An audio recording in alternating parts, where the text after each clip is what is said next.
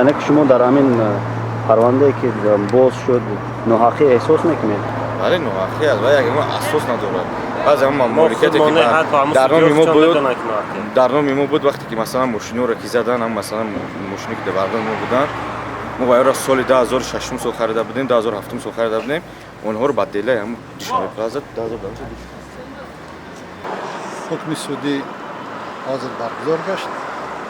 در مجموع با این حکم به زید شریف 20 سال محرومی از آزادی دادند و برای قسما به حکم قبلی زم نمودن 3 سال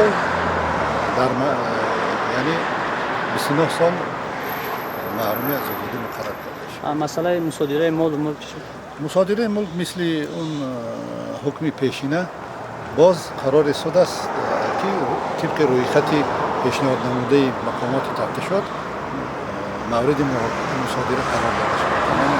چقدر جریمه بستند؟ جریمه نیست. در بابت رویاندن ضرری رسانیده شده گویا به مبلغ 34 میلیون سومانی است. گویا که به دولت به همین مقدار ضرر رسانیده شده است. همین مقدار مبلغ از حساب زید شریف شده. حکم مثل اون حکم پیشینه ما غیر قانونی به اساس‌های کافی قانونی می‌حسابیم و نصیب باشد از روی آن باز شکایت کساسی